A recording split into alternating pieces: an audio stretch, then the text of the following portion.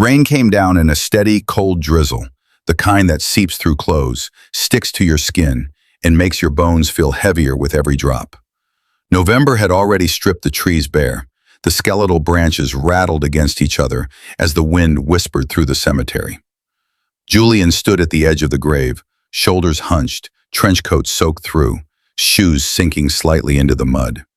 He watched as the cherry wood casket, polished and gleaming despite the gray light, descended into the earth. Caroline's face, serene in death, haunted him.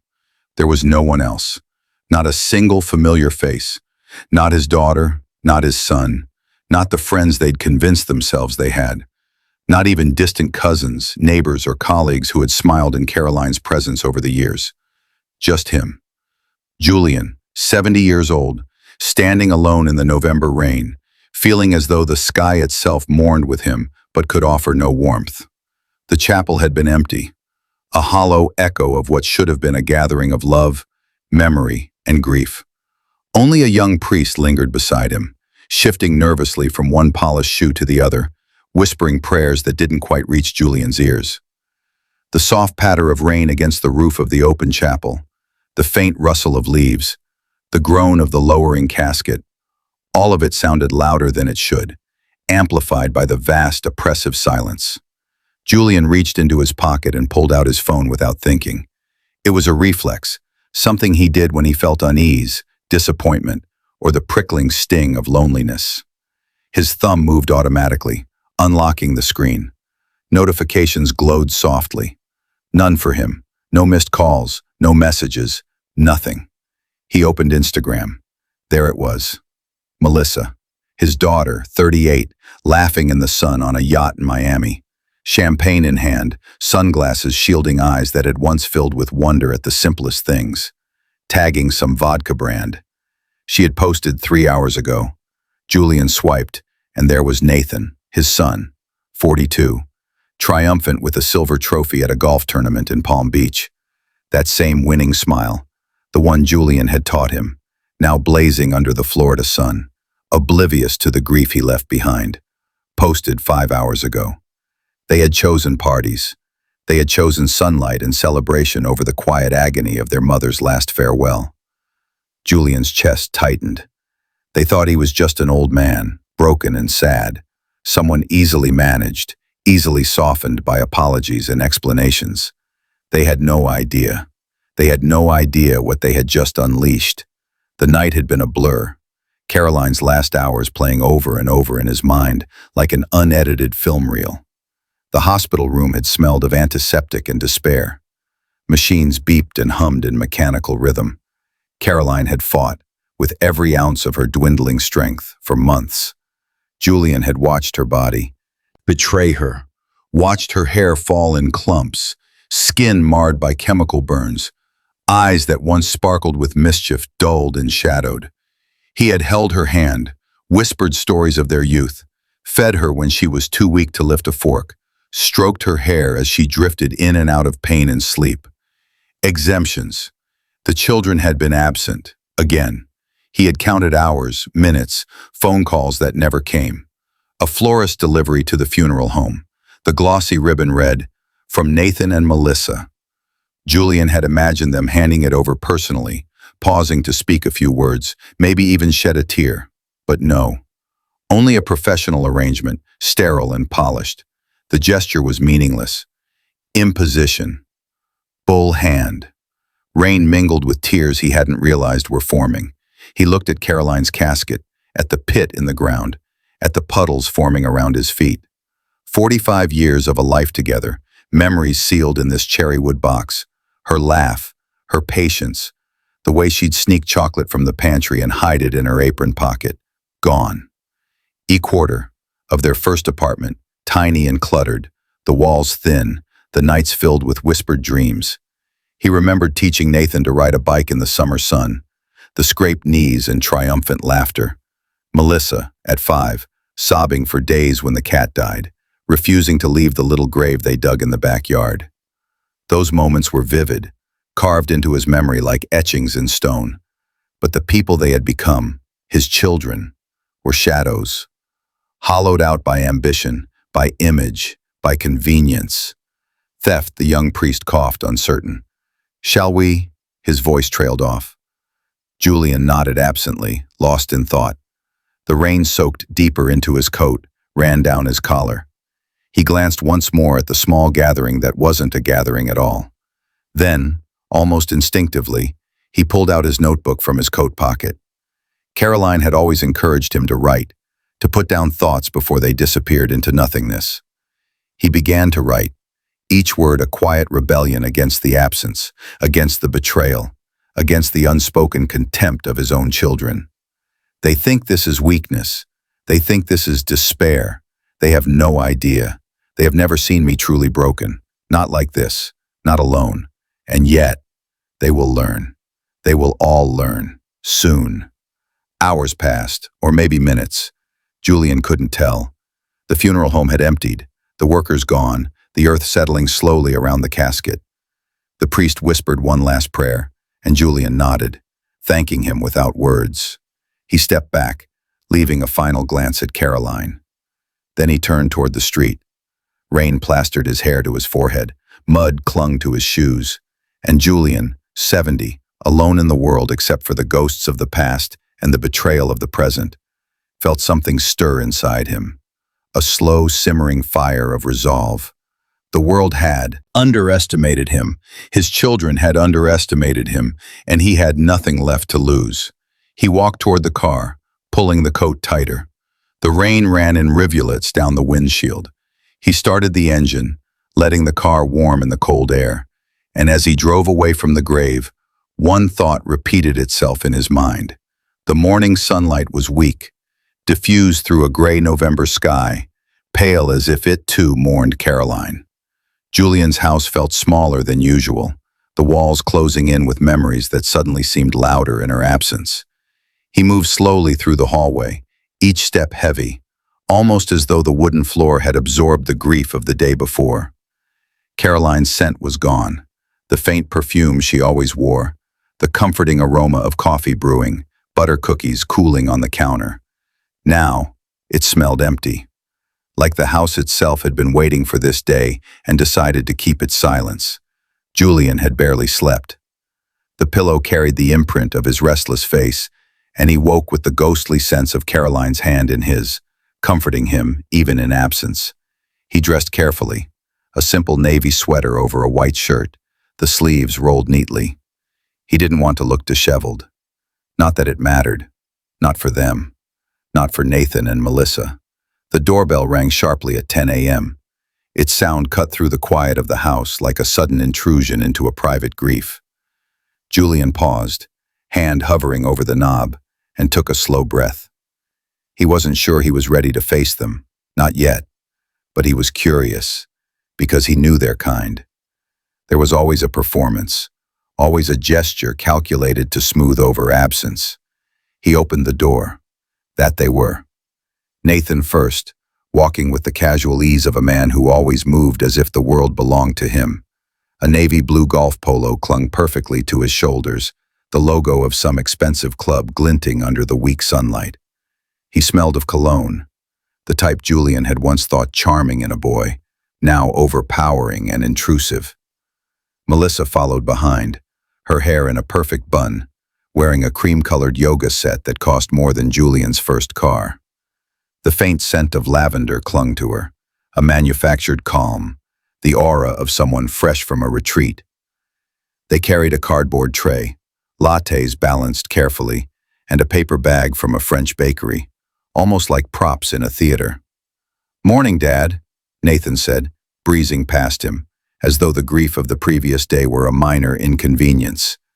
Julian stepped aside, letting him in, but the gesture felt like betrayal, an opening for intrusion into a sacred space. "For morning," Julian said simply, voice gravelly from lack of sleep and too many unshed tears. Melissa placed the tray on the kitchen counter, reaching for the oat milk latte with careful precision. "No sugar, just how you like it," she said brightly, but her tone carried the faint undertone of calculation. It was a kindness meant to soften, not soothe. Julian felt a bitter acid rise in his throat. Anesthesia, the kitchen smelled of bread and coffee, yes, but not Caroline. It smelled of pretension, of things carefully chosen to impress rather than comfort. Nathan moved to the chair opposite Julian, clearing his throat. His movements were deliberate, controlled, rehearsed. Everything a CEO did when a meeting was about to begin, not a son visiting his father after his mother's death. "Listen, Dad," Nathan started. Julian watched him, unblinking, waiting for the rehearsed speech, the excuses, the half-apologies dressed in entitlement. He already knew what was coming. "I am so sorry," Nathan continued, voice heavy with practiced sorrow. "I was just stuck." It was the end of quarter shareholders meeting. We were closing the books on a 9-figure deal. I couldn't move it. "I'm the CEO, Dad. I had to be there." Julian let the words sink in, tasting the false sentiment. His chest tightened. Caroline had fought 8 months of chemical burns, sleepless nights, agony, and exhaustion. She had held on, clinging to life and love, while Nathan was busy counting spreadsheets, and Melissa was curating her next social post. Their words, their excuses, dripped with the casual cruelty of privilege. "You know, Mom," Nathan added casually, the final knife twisting in, "she would have understood. She was always practical." Julian's hand tightened around his coffee cup. Caroline practical? She had been brave, loving, tireless, a woman who endured unimaginable pain while still making room for the rest of the family. Practical? That was not the word he would have chosen. Melissa glanced up from her phone, finally lifting her gaze. Her eyes were clouded with the faintest hint of empathy, but it was fleeting, like a filter on a photograph. "Dad, my event was for charity," she said. "A huge fundraiser. We raised so much money for kids or something. It was critical for my brand image. My contract required me to be there." Slamming. Julian's voice caught in his throat. "Brand image," he repeated, letting the words hang in the air like a slap. He looked at her, at the daughter who had once cried over a dead cat, who had built forts out of blankets and demanded bedtime stories over and over, who had refused to leave the garden after a tiny flower had died. That little girl was gone. In her place, a meticulously curated persona, polished, distant, untouchable. Mexico sipped her latte, eyes fixed on Julian's face. "Anyway, I'm devastated. I mean, it's awful. It happened so fast. So fast." She waved her hand vaguely, as if dismissing the actual grief that had filled the house just 24 hours ago. Julian thought of Caroline, battling cancer for 8 excruciating months, watching her fade while her own children skipped in and out of their own worlds, their calendars prioritized over love, over presence, over farewell. He remembered holding her hand, her whisper, the way her fingers twined with his, the nights of quiet despair where he wept alone while they were somewhere else, anywhere else, but there. Nathan, sensing an opening, leaned forward slightly. "Dad, we need to be practical." Julian tightened. "Practical?" "Yes," Nathan said, shooting a brief, rehearsed glance at Melissa. "We need to get the estate settled, for the good of the family." He stood, walking toward the briefcase he'd left by the door. Julian's eyes followed, recognizing the gift he'd given him years ago. A $2,000 Italian leather briefcase, once a symbol of pride, now a tool for greed. The snap of the brass locks echoed in the quiet kitchen like a gunshot. Nathan slid a thick, leather-bound portfolio across the granite countertop. "Mom's paperwork," he said softly, as if the words themselves carried solemn weight. "Our lawyer drafted it. It's simple. Everything is in place. Since you're the primary heir, your signature just activates it, releases the funds. It's just a formality." Julian's blood ran cold. The legal jargon swam before his eyes. Months ago, when Caroline had begun to weaken, he had been too busy, counting her pills, monitoring doctors' schedules, thinking of meetings, deadlines, the world outside, while vultures circled their own home unnoticed. And now, here they were, Nathan and Melissa, expecting him to sign, to participate in their meticulous orchestration of financial gain, masquerading as concern. Melissa chimed in, almost rehearsed in timing. "A trust, Dad. To protect the assets, investments for the grandchildren, things Mom wanted secure. She sipped her latte.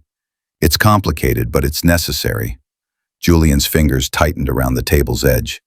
The house was suffocating, the walls heavy with Caroline's absence and their children's audacity. This was her kitchen, her domain, and it smelled of deceit now. The gentle comfort that had once existed here, the butter cookies, the warmth, the faint hum of Caroline singing in the shower, was gone, replaced with a cold, calculated, sterile performance. Sat, silent. The weight of the moment pressed down like the November sky outside. Nathan and Melissa waited, their carefully rehearsed faces polite, patient, but impatient beneath the surface, eager for his compliance. And Julian, 70, alone, grief-stricken but not broken, let their words wash over him, like rain over mud. And he thought, they have no idea what they've just done. They've awakened something in me they cannot control. The rain from yesterday had stopped, but the sky remained a bruised gray, casting the house in a melancholy light that matched Julian's mood. The kitchen, once the center of warmth, smelled faintly of coffee, pastries, and the sterile undertone of pretense. Julian sat at the granite table, the oat milk latte in front of him untouched. Nathan and Melissa hovered nearby like predators who had disguised themselves as children.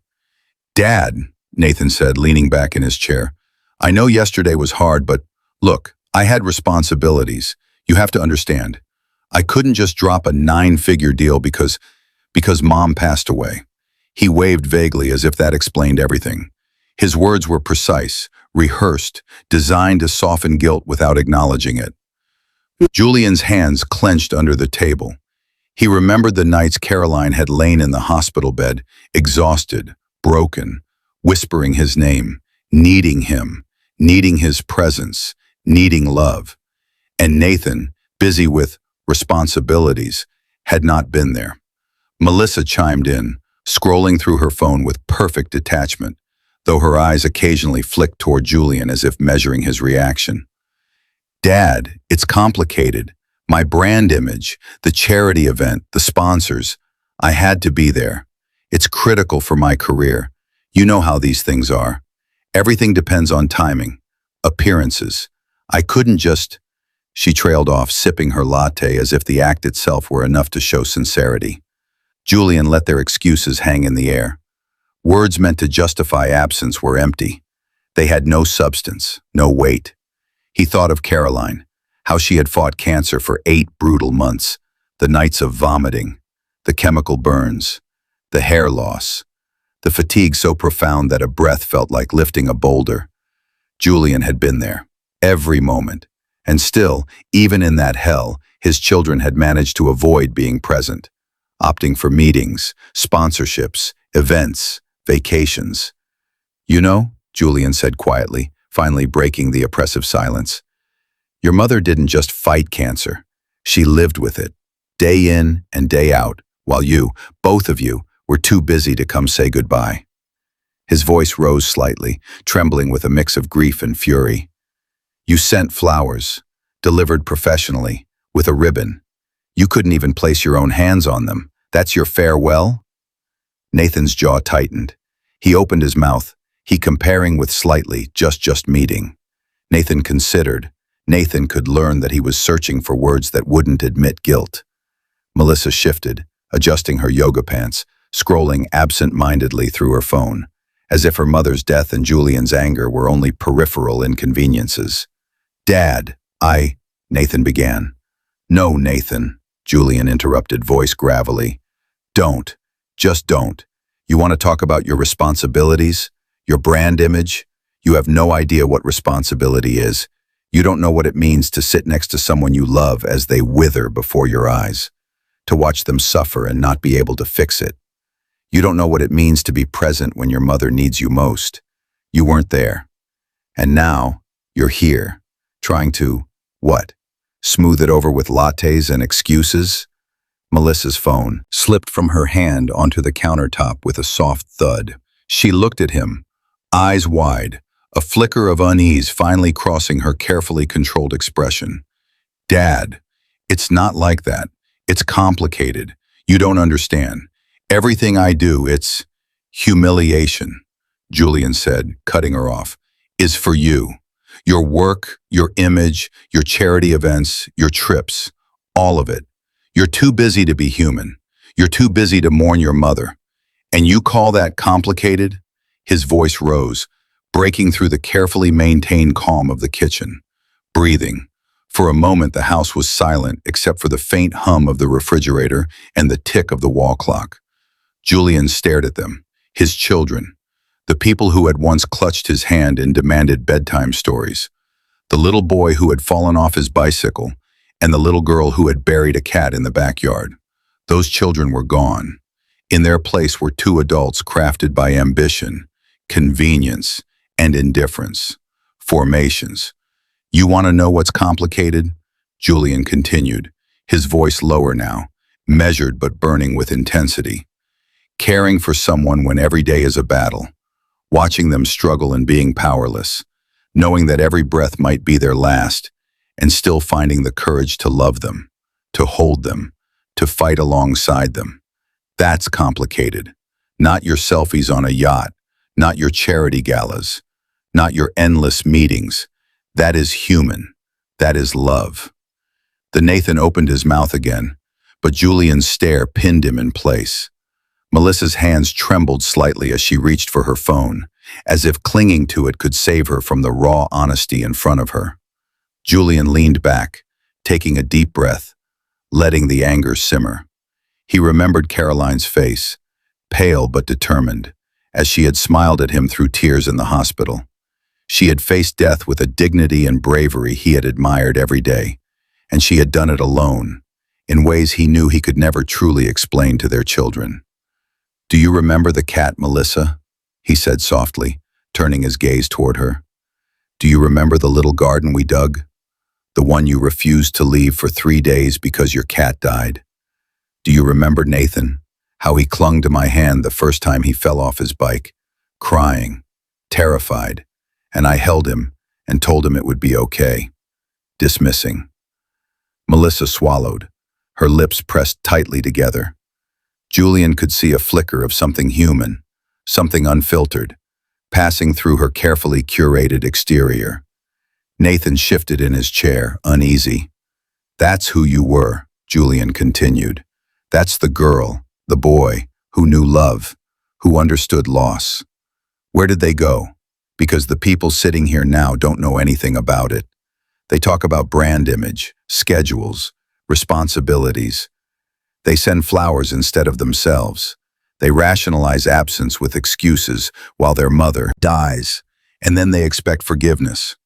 Confronted, the words hung in the air like smoke, thick and choking. Julian felt a measure of release, a weight lifted by the articulation of his fury. He had bottled it up for too long, and now, finally, it found a voice. Nathan's voice came finally, hesitant, rehearsed. "Dad, we didn't."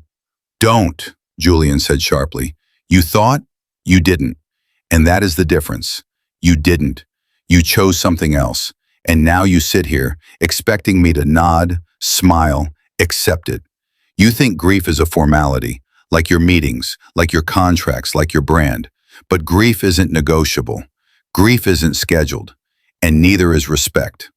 Melissa's eyes shimmered with unshed tears, but Julian could see her instinctively turn her phone into a shield, a barrier between her carefully maintained life and the raw, unfiltered truth he was laying bare. The room grew quiet again. Julian sat back again. Julian sat back. Julian sat back. Julian sat back. The room grew quiet again. Julian sat back. The room grew respected in the shield. It was a matter of very great soft. The room grew as customly doing with, but released neither was again. Julian sat back in his chair, exhausted but resolute. He looked at Nathan, looked at Melissa, and in the pit of his chest, something had shifted. Grief had sharpened into awareness. Betrayal had hardened into resolve.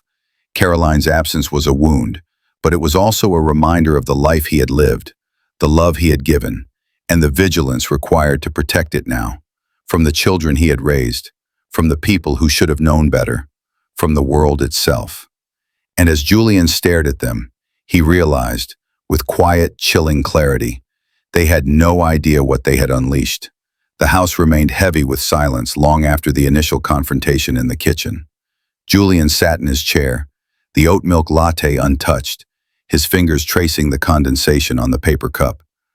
Outside, the weak November sun struggled to pierce the gray sky, throwing pale light across the granite countertop.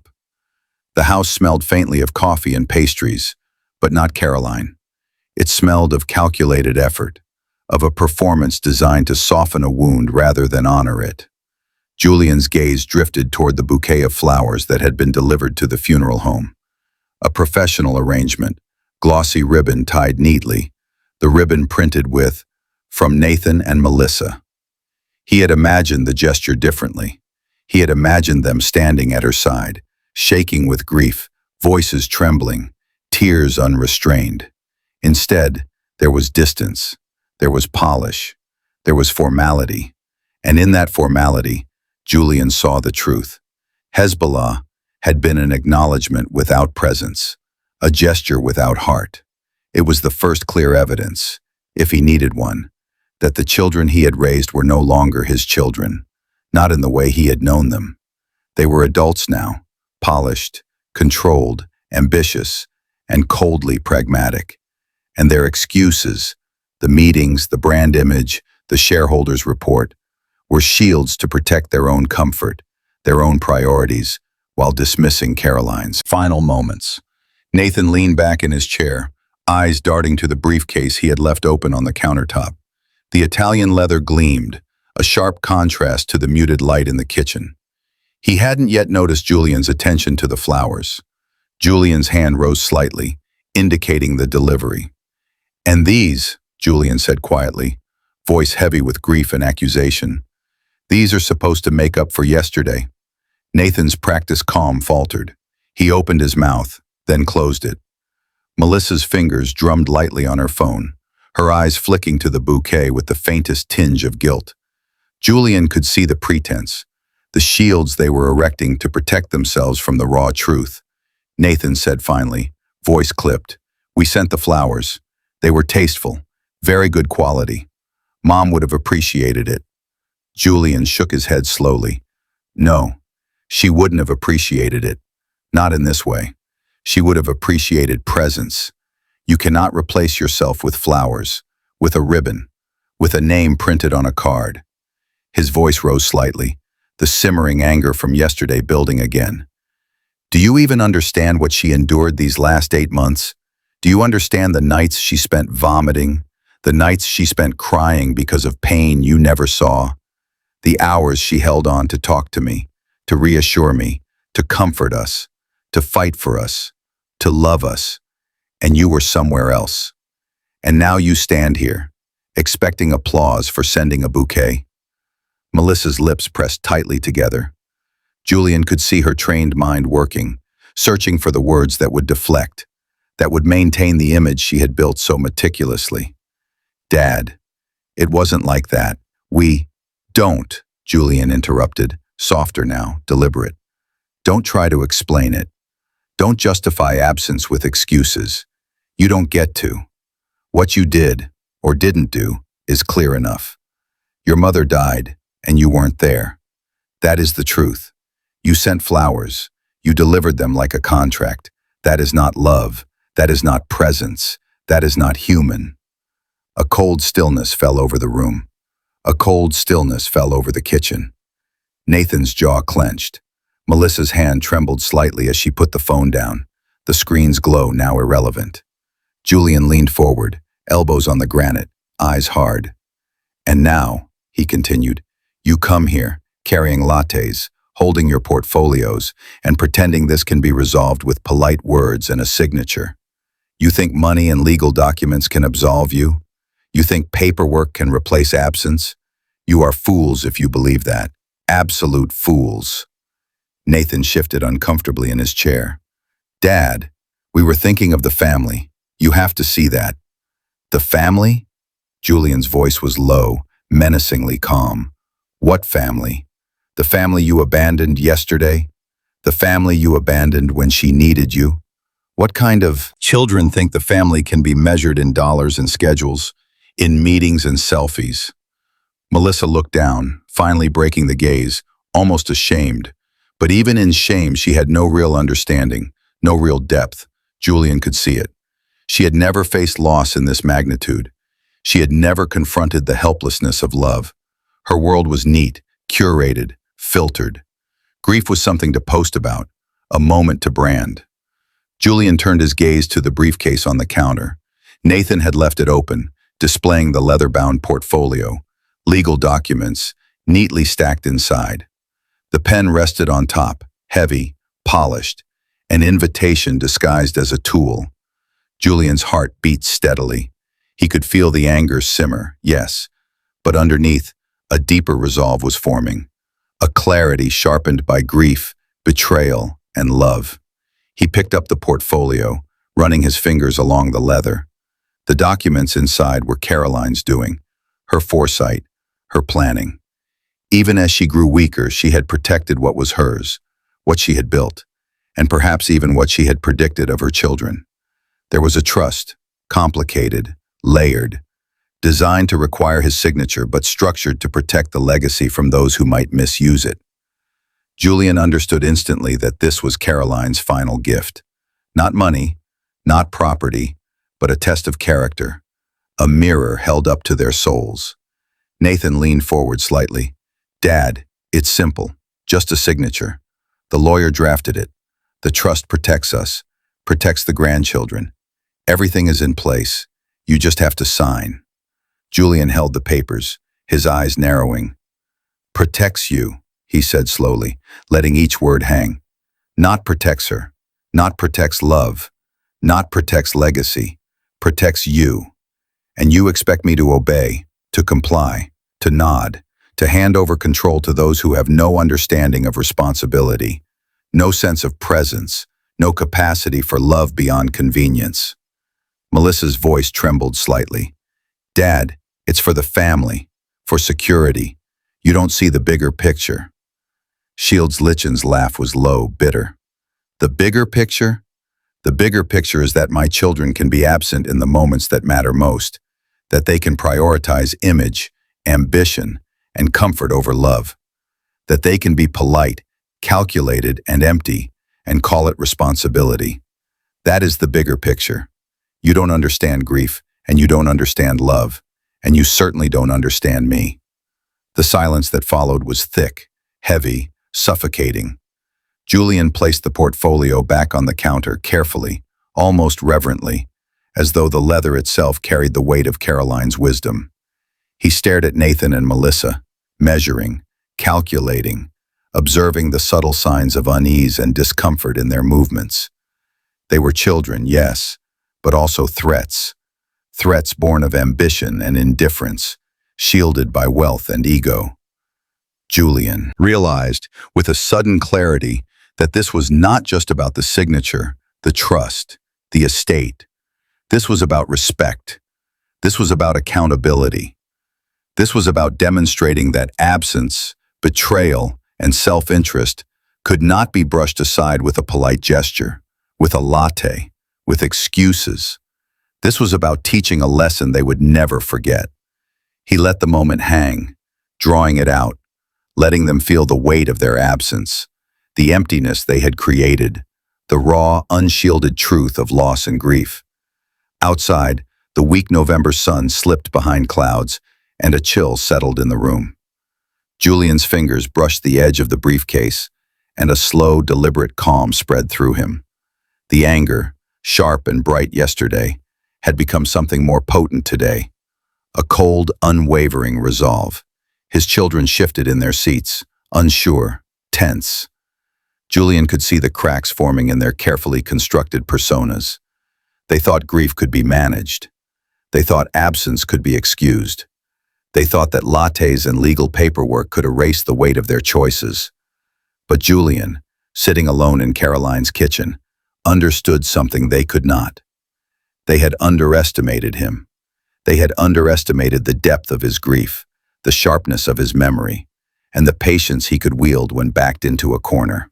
And in that quiet, heavy kitchen, Julian began to form a plan, not out of malice, but out of justice, out of love, and out of the need to honor Caroline in a world that had failed her, had awakened something in him. And they would soon learn that there was a difference between grief and weakness. Julian sat in the kitchen, the leather-bound portfolio open before him, the polished brass pen resting like a challenge on top of the papers. Outside, the weak November sun had shifted slightly, casting thin streaks of light across the granite countertop, illuminating the meticulous arrangements Nathan and Melissa had made. The lattes, the pastries, the careful alignment of the portfolio. It was all performance. Everything about their presence was performance. He picked up the pen, weighing it in his hand, letting its smooth, cold surface remind him of Caroline. She had been meticulous, methodical, thoughtful even in her final months. Every detail had been attended to, every potential problem anticipated. The trust they had constructed, the documents they had prepared, were not just legal instruments. They were Caroline's way of protecting the family she had loved, even from the children she had raised. Nathan leaned forward slightly, his polished leather shoes pressing into the cold kitchen floor. "Dad, it's simple. Just a signature. Mom wanted this done. The lawyer drafted everything. The trust protects the family. Everything is in place. You just have to—" Julian held up a hand. "Don't," he said, voice low and steady. "Just don't. I don't need lectures from you. You were absent when it mattered. You think a signature fixes that? A piece of paper erases absence? It doesn't." Melissa's eyes flicked to the pen. She licked her lips nervously, fingers curling slightly around the edge of the countertop. "Dad, it's practical. It's necessary. For the children, for the family's future." Timber let out a quiet, bitter laugh. "Practical? Necessary? I watched your mother fight through nights that would have broken you in an hour, and you call this practical? You speak of the family's future while ignoring the most basic obligations of the present. Presence, love, compassion. You measure life in dollars and image, and that is supposed to be honorable? You are fools." He picked up the pen again, weighing it, turning it over in his hands. It gleamed under the pale sunlight, smooth and perfect. He could sign. He could release the funds, activate the trust, comply with every instruction Caroline had left. But the thought of handing over control to these children, who had shown such blatant disregard for love and presence, ignited something else in him. A controlled, deliberate fire. Julian leaned back in his chair, eyes narrowing on Nathan first. "Tell me, Nathan, did you ever once consider what she endured?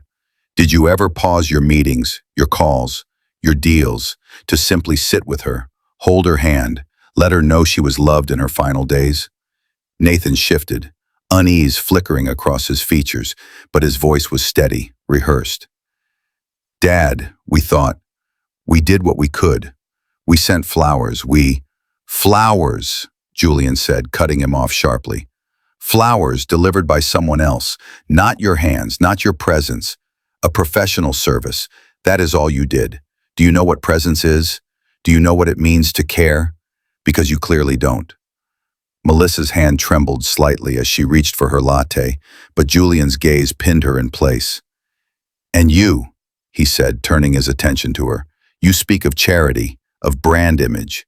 You speak of events and contracts and appearances. You call that care? You call that love? My wife lay dying, and you documented your absence like a social media post, tagging sponsors, tracking engagement. You have no understanding of grief, no comprehension of love." Silence that followed was thick, suffocating. Julian could feel the tension building, the weight of unspoken truths pressing down on the room. Nathan and Melissa shifted, uncomfortable under the weight of his words, realizing that this was not a confrontation to be met with excuses. Julian's grief had sharpened into clarity, and clarity into resolve. He turned back to the portfolio, flipping through the pages slowly, deliberately, reading Caroline's instructions with the precision she had intended. Investments, accounts, allocations, contingencies, everything accounted for. Caroline had anticipated not only the practical needs of the family, but the possibility of selfishness, of greed, of absence. She had protected what mattered, leaving Julian as the final gatekeeper. Miami's mind wandered briefly to the life they had built together, the home filled with warmth, the laughter of children, the smell of cookies cooling on the counter. He remembered the nights they had stayed awake together, planning, dreaming, holding on to each other through every storm. And he realized that Caroline had entrusted him not merely with financial matters, but with justice, with the responsibility to ensure that absence and betrayal did not go unchallenged. Nathan cleared his throat. "Dad, we're just trying to help. It's simple. Sign the papers. The lawyer drafted them. The trust is for the good of the family. Mom wanted this. You just need to—" They slammed the portfolio closed with a sharp motion, the sound echoing through the kitchen like a gavel striking. "Stop," he said, voice low and commanding. "Stop trying to rationalize absence with paperwork. Stop pretending that your presence now can erase what you failed to do yesterday. You have no understanding of what it means to be responsible, to love, to endure. You measure life in convenience and profit, and that is not enough." Melissa's eyes filled with tears, uncurated, unfiltered. She glanced at Nathan, who avoided her gaze, uncomfortable. Julian could see them both, raw and vulnerable beneath the surface, but still unaware of the depth of what they had done. They had not merely missed a funeral, they had abandoned their mother when she needed them most. Julian picked up the pen again, holding it over the portfolio but not signing. He looked at Nathan, then Melissa. "This is not a formality," he said slowly. "This is not a contract to be executed with indifference. This is the final testament of a woman you failed to honor, a life you failed to respect, and a love you failed to recognize. And I will not allow it to be activated lightly. Not by you, not now, not ever without understanding the gravity of your absence." Room fell silent once more. The weak November sun cast long shadows across the granite countertop, highlighting the tension etched into Julian's face. Nathan and Melissa sat frozen, unsure, realizing that the patriarch before them, the man they had underestimated, dismissed and neglected, was no longer the passive father they had always known. Julian set the pen down gently, deliberately, and leaned back. His fingers traced the edge of the portfolio. The anger that had flared yesterday had tempered into something colder, more dangerous. Resolve. The children had tested him, and he had found clarity. They had underestimated him, assumed grief would render him weak, that absence could be excused with lattes and polite words. They were wrong. Julian allowed himself a brief private moment of grief. Caroline's face, pale but resolute in the hospital bed, appeared before him. Her voice, soft and unwavering, echoed in his mind. She had trusted him, even in her absence, to protect what mattered, and he would. Not in haste, not recklessly, but with deliberate calculation, with precision, and with the weight of 45 years of love and memory behind every decision. The children remained seated, uneasy, sensing the shift in power, the depth of his grief transforming into vigilance and strength. Julian's eyes, once clouded with sorrow, now held a sharpness, an intensity that left no room for pretense or deceit. And in that moment, he understood fully. Caroline's trust was not just financial. It was moral. It was emotional. It was a test. And he, Julian, would ensure that her legacy and her memory would not be sullied by greed, absence, or indifference. He rose slowly, moving to the window, staring out at the gray November day. The air was crisp, the world indifferent. But Julian felt a fire within him, steady, unyielding. The children had underestimated him. The world had underestimated him. But he had not underestimated himself. And in the quiet, heavy kitchen, Julian made a promise to himself, one that would guide his actions in the days to come. The house was silent, suffused with a cold November light that seemed to seep into every corner, every shadow, every surface. Julian moved deliberately through the kitchen, his fingers brushing over the granite countertop, tracing the smooth edges of the leather-bound portfolio. The pen sat untouched, a symbol of both power and temptation. He could sign. He could release the trust immediately, activate the accounts, satisfy the legal formalities Caroline had left behind. But he did not. No, this was not about money. This was not about property. This was about presence, accountability, respect. The very things Nathan and Melissa had abandoned. And Julian, 70 years old but still sharp as a blade, understood fully that grief could be turned into leverage, and betrayal could be met with deliberate justice. He had spent the night thinking, replaying their absence, their excuses, their polished performances, and the bitter sting of flowers delivered professionally instead of hands held, tears shed, or presents given. Caroline had fought for 8 months, enduring every chemical burn, every sleepless night, every pang of weakness, while her children had been elsewhere, absent in body, absent in heart. And now they had come, thinking they could smooth it over with lattes, pastries, and a polite sorry. Julian let out a low, bitter laugh. "They have no idea," he whispered to himself, fingers tightening around the leather portfolio. "They have no idea what they have unleashed." Philippines, the morning confrontation. Misuse. Nathan and Melissa had returned, unannounced, the following morning. Julian had anticipated it. The doorbell rang at exactly 10:15 a.m., a sharp intrusion into the quiet of his vigil. He did not move immediately. He let the sound linger, long enough to allow tension to seep into the walls, into the air. When he finally rose, he did so with deliberate precision, opening the door to find them once again, Nathan polished, calculating, Melissa curated and precise. "Morning, Dad," Nathan said, breezing past him as though yesterday had been a minor inconvenience. Julian's eyes narrowed. "You're here again," he said flatly. "For what?" Michelle smiled faintly, placing a tray of lattes and pastries on the counter.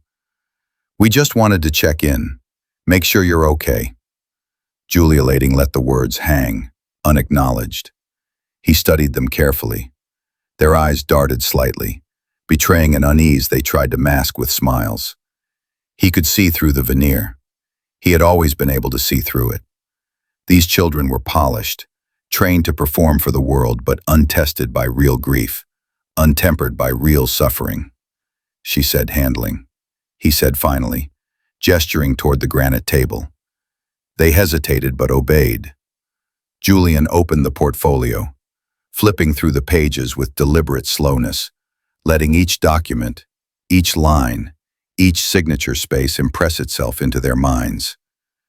Caroline's handwriting, precise, exact, left no room for ambiguity. Her trust was meticulous, her intentions clear. "This," Julian said, voice low and controlled, "is not just a piece of paper. It is a testament, a test, a reflection of what it means to be accountable, to love, to care, to endure." Nathan's jaw tightened. "Dad, Do not speak," Julian interrupted sharply. "Not until you understand. Not until you grasp what you failed to do yesterday, what you have ignored for years. Your absence is not a formality. Your absence is a choice, and choices have consequences." Melissa swallowed hard, fingers clutching her latte. Julian could see the cracks forming in her controlled exterior, the uncertainty taking root. Nathan shifted in his seat, unaccustomed to being questioned, unaccustomed to facing someone with clarity and moral authority. The details of the trust, persistence, steroids. Julian began to explain the structure of the trust, slowly, deliberately, letting them feel the weight of Caroline's foresight. Every account, every allocation, every contingency had been planned to protect the family, but not their whims. Caroline had anticipated greed. She had anticipated absence. She had anticipated indifference. and she had left Julian as the final safeguard. Grandchildren's college funds, Julian began, flipping through the pages, are allocated carefully. Investments are secured. But access requires not only the signature of the primary heir, but accountability from the beneficiaries. Your actions, your choices, your presence, or lack thereof, are noted, considered, and will determine the pace and release of assets. Nathan's brow furrowed. What do you mean? It's just paperwork. The lawyer said. People work, paperwork, Julian said, voice rising slightly, is not just ink and paper. It is intention, foresight, and responsibility. And you have shown none. You send flowers and call it duty. You attend events and call it presence. You document absences and call it charity. But this is not negotiable. This is not a formality. This is the measure of your character, and you are failing. Menstrual's hand trembled slightly. Dad, we didn't mean. You didn't mean? Julian's voice cut like a knife. You didn't mean to abandon your mother in her final days? You didn't mean to prioritize image over love? You didn't mean to hide behind schedules while a woman you claimed to love suffered and died? That is your meaning. That is your choice, and you must live with it. That first lesson, uffling. Justin leaned back in his chair, allowing the weight of his words to sink in. Nathan and Melissa shifted uncomfortably, realizing for the first time that their father was not weak, not pliable, not a man to be managed. The grief that had seemed like frailty was, in fact, clarity. The tears that had seemed like surrender were, in fact, resolve. Shields. You thought grief would make me weak, Julian said softly, voice now almost a whisper. You thought absence could be excused with lattes, with pastries, with a signature. But grief is not weakness. Absence is not negotiable. And justice is patient. It waits. It calculates. It rewards those who deserve it and punishes those who do not. Nathan's hands clenched into fists. Melissa's lips pressed tightly together. Julian could see them both, finally, beginning to understand that this was not a casual conversation. This was the reckoning. The strategy. Julian stood, moving slowly around the kitchen. The portfolio remained open, a silent testament to Caroline's foresight. He had thought through every move, every possible objection, every excuse they could muster. He would not be rushed. He would not be manipulated. You will not have immediate access, Julian said, voice firm, measured. You will not receive your inheritance, your funds, your security, until you demonstrate understanding, presence, and respect. Every day, every action will be observed. Every absence, every frivolous excuse will be noted. This is not punishment. This is accountability. This is life. This is what your mother would have wanted. Melissa's eyes filled with tears, uncurated, raw. Nathan's face tightened, jaw clenched, lips pressed into a thin line. Julian saw fear, realization, uncertainty, emotions they had never before encountered in his presence. The trust is designed to protect, yes, Julian continued, but protection is not passive. Protection requires vigilance, action, comprehension. You will learn what it means to be absent and still present, to love and endure, to honor memory with more than words. You will understand, or you will receive nothing. That is the gift Caroline left me to deliver, and I will deliver it fully, without compromise. The emotional confrontation. Julian's gaze softened briefly, remembering Caroline, remembering the warmth, the laughter, the love that had filled these walls. She loved you, he said quietly, almost to himself. And even in absence, she trusted me to ensure that love was honored. That trust is sacred. That trust is not a tool for convenience or profit. That trust is a reflection of everything she believed in, and you have squandered the opportunity to prove yourselves worthy. Melissa's voice trembled. Dad, I didn't realize. Don't speak, Julian said, voice low and commanding. Let your actions speak. Let your absence, your presence, your choices reflect your understanding. Until then, you have nothing. You will not be allowed to manipulate, to excuse, to pretend. You will learn, as I have learned, that love is action, not convenience. Presence is responsibility, not scheduling. And absence is consequence. Nathan and Melissa exchanged glances, finally grasping the depth of the reckoning that had descended upon them. Julian's grief, his sorrow, his years of love had transformed into something unyielding, something impossible to evade. The resolution. Julian sat again, slowly, deliberately. The pen remained untouched. The portfolio remained open. Outside, the gray November sky pressed down, but Julian felt a spark, a fire within, unextinguished by age, by loss, by betrayal. He had inherited grief, yes, but he had also inherited clarity, patience. Pem had awakened something in him, a force born of love, loss, and memory, and now he was resolved.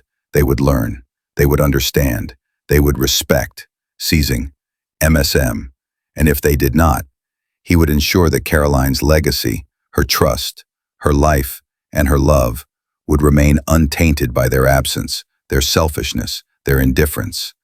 He looked out the window, thinking of Caroline's face, soft and pale, yet fierce and determined.